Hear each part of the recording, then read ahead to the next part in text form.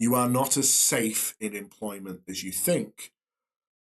And therefore, this idea that, taking a risk on a business and that can be really helpful if you're the right kind of mindset.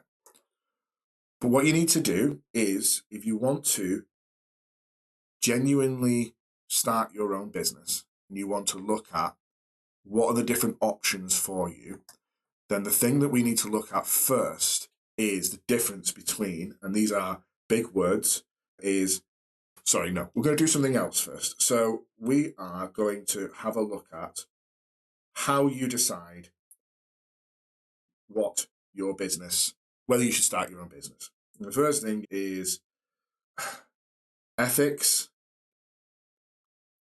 and ability at risk.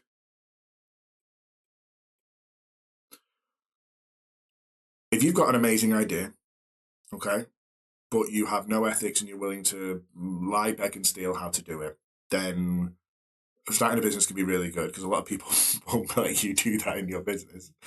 If you value stability, then employed can be quite good. But if you want to create your own stability, then business is the right thing to do. And the risk is that you put all of this money, you save up, you launch your business, and it doesn't work. So one of the things that you need to look at is how viable is the business? And we've actually gone through that already.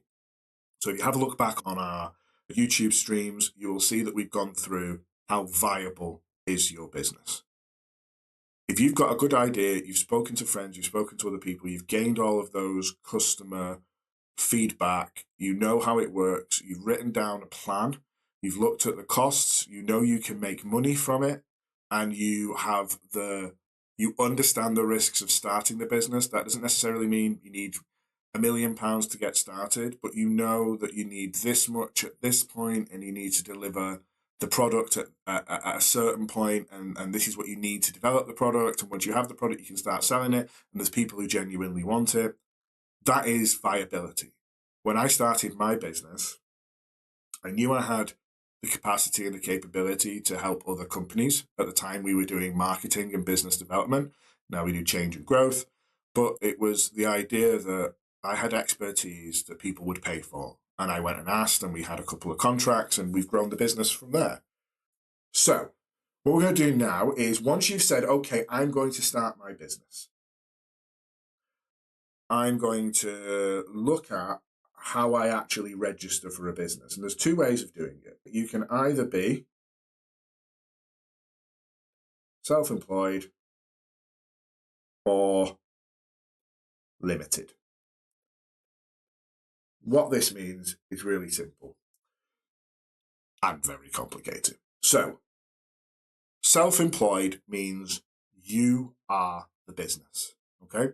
There's no structure around you. You can't hire anybody. You can't claim you are a big business. What you are is a person who provides a service. You pay a certain type of tax. You pay income tax like you do now. You pay class 2 and class 4 national insurance. And you are personally responsible for anything that goes wrong. So that's debts and losses. You can't sign up for a business pension. You can only sign up for a personal pension. You are liable for debts. So if you go into debt, there's no company to take that debt on. You are self-employed. You are also personally liable. So if you don't have insurance, which everybody should have, but even if you do have insurance, if you do a bad job as a self-employed person, then they can come after you personally because you're not protected by any legal entity, which is a company. You can claim expenses exclusively for business purposes, or a percentage of shared expenses. You are the only person who owns that business. You can't be in partnership with anybody else. You keep all profits after tax. But a good benefit is if you're self-employed, you probably don't need an accountant. You can have an accountant, but you don't need an accountant. And it's a simple form. You don't have to do anything particularly difficult.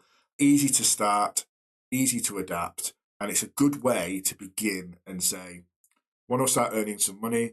If you earn more than £1,000, so if someone gives you more than £1,000, you have to register as self-employed with the government, and you have to do that as soon as possible.